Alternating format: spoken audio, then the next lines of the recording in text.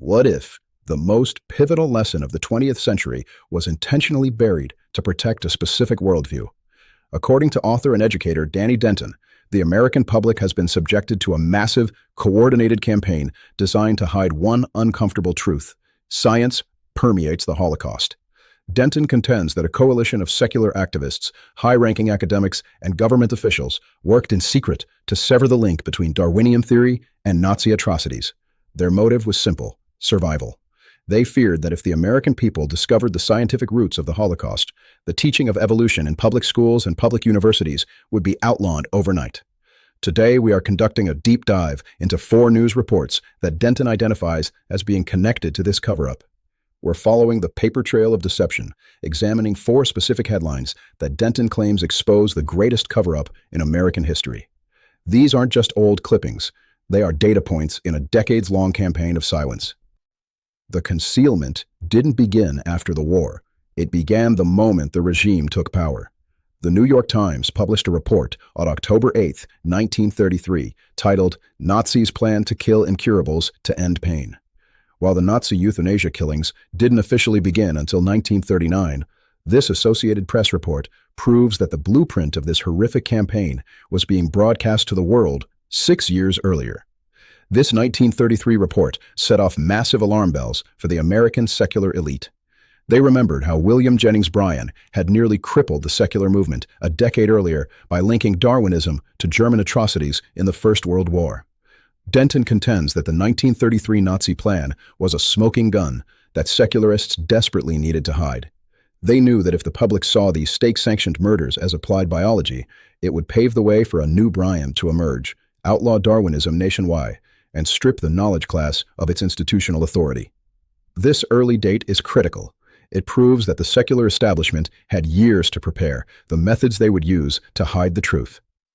For those who argue that in 1945, intellectuals didn't have time to coordinate a response, this 1933 alarm bell proves the clock had been ticking much longer than history admits. As the war in Europe raged, the same scientific ideas were being championed at the highest levels of American academia.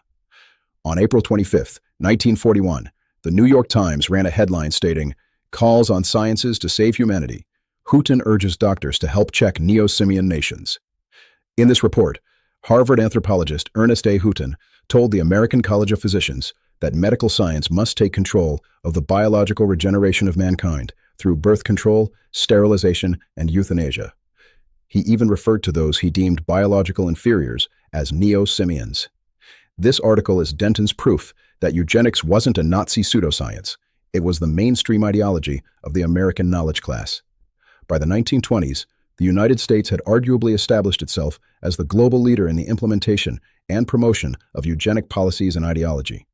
The Houghton article shows that American and Nazi scientists were operating from the exact same evolutionary ethics. Denton argues the cover-up was a necessity of survival for the secular elite.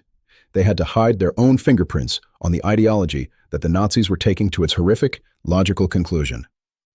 After the war, the Nuremberg doctors' trial began. On December 10, 1946, the New York Times reported Germans on trial in science crimes.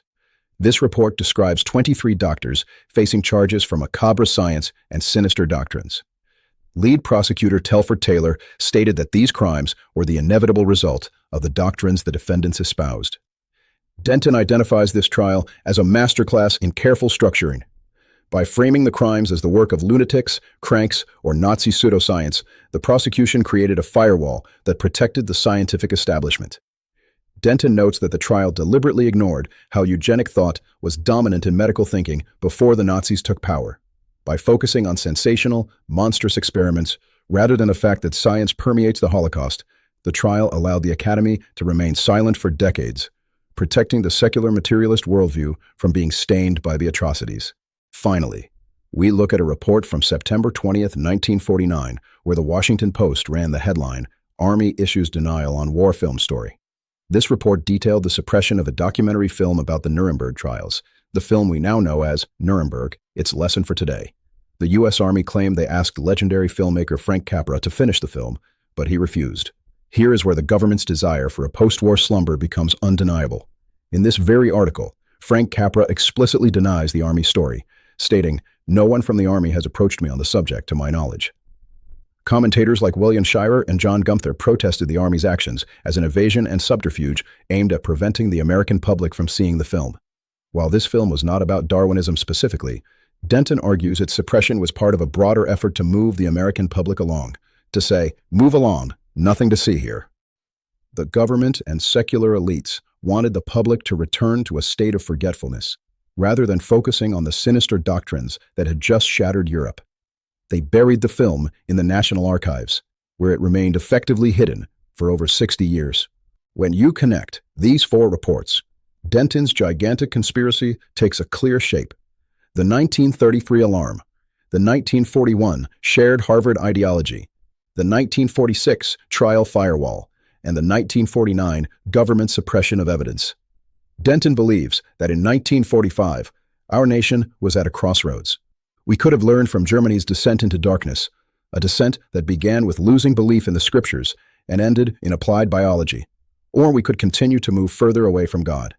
By hiding the role played by science in the Holocaust, the secular knowledge class ensured that Darwinism remained the foundation of our public life. Denton's deep dive is a call to wake up from that post-war slumber and recognize that ideas have consequences. Consequences that some would prefer we never talk about. Learn the rest of the story at greatestcoverup.info.